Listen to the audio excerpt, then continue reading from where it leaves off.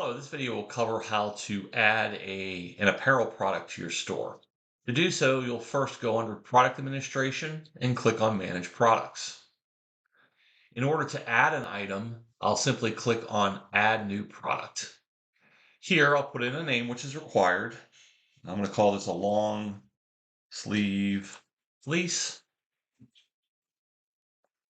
I have to give it a product number. So let's go, this one's going to be M 990.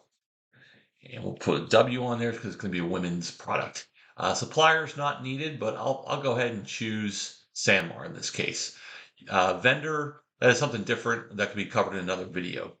Lead time is simply a whole number to indicate to an end user how long it'll take to fulfill their product. This must be a whole number. Case quantity is how much is shipped at one time. So in this case, we'll say this is one at a time. And what's the weight, or basically the shipping weight? So for one, we'll say it's 1 pound. Unit of measure isn't needed, but typically it's left at 1 and each.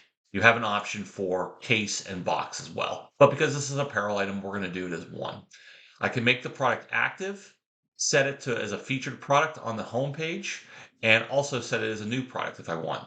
Both of these are carousels that show up on the home page. There's no specials I'm going to associate to this or coupon. It defaults to taxable. I also have a flag for orderable, which will leave. Basically means that they can order this item. I can also allow customers to upload artwork if I want on the product configuration page, but I'm going to leave this blank. Free ground shipping just means if they're using UPS or FedEx ground for shipping, it won't be used in the calculation of the real-time freight. It'll be left out. And if it's the only item that's ordered and this is enabled, the ground for FedEx and UPS service will be $0. I can also designate if I want to use inventory. It defaults to the inventory source of store and promo standards. Typically store is used. I'm going to turn this off at this point, and you can see other videos that would cover inventory and how that works. Inventory warning level would be simply a level at which I want to be alerted that it's reached some threshold. Do I want to allow back orders or not? I can set that, but we won't set either of these values. And then inventory remaining message level, that's covered on the inventory messaging video in our library. From there, you set the description, and I'm going to call this women's winter fleece.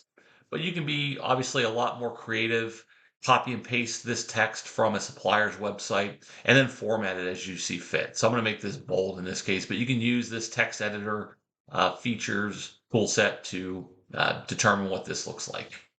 I'm going to choose an image. So I'm going to go into a file that I already have. And here we see the M990. And I will use the charcoal image as the default image.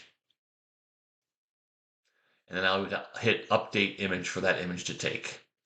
And so we see the image here. From there, we want to add color options. So I click on the colors tab, and keep in mind, you don't have to hit save. You can work your way across these tabs for what you need. So for colors, I'm going to say there's 3 color options for this product.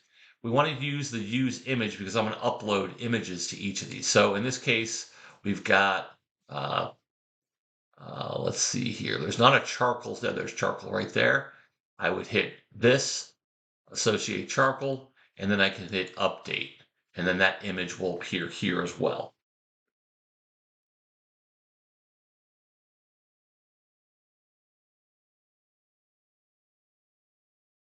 And then here we see the image is loaded. So this will be a preview.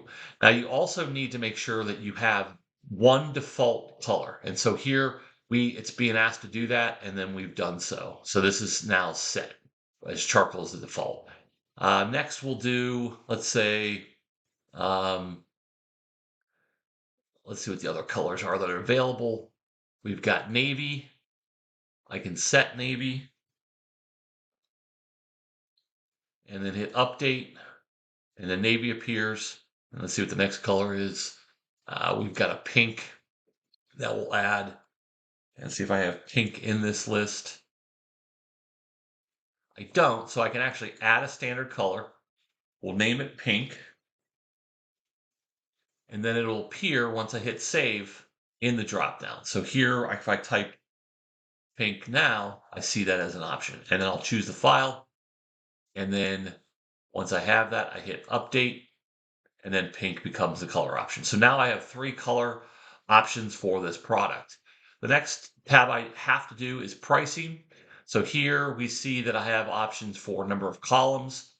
This is basically how am I going to set my column breaks. So I could have, a minimum of 12, then 24, then 36, and maybe 48. And then I would hit update column breaks, and that'll be reflected down here in the pricing. I can also click use sizes, which allows me to set up an apparel product. So we're going to do small, medium, large, extra large. I will actually do extra small too, 2X and 3X as examples.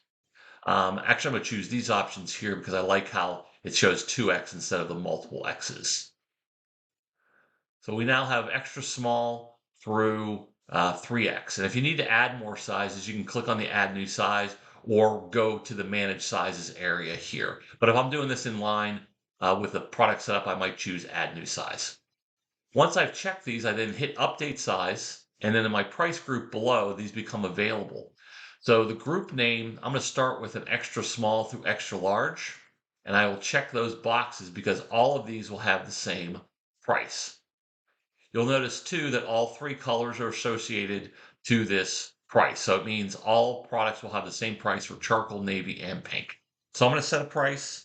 I'm going to say it's $30, then 28 for that quantity, 26, and 24. If I want to add another price for 2X and 3X, I would simply hit add new group.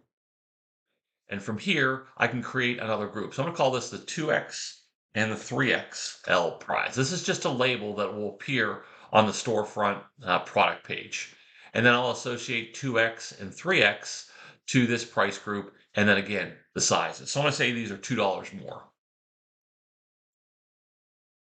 I'll say 30 here, just to follow the example above. And then 26. And if I wanted to add, let's say I didn't want 3XL to be included, it's a different price. Again, I would just hit add new group. And you can have as many of these groups as you need based on the pricing of the product. So I'll do 3XL, designate that as the price, and this will be 34, 32, 30, and 28. So that's really all I need to do in terms of the base minimum for an apparel product. So product info, if you have color options, and then pricing.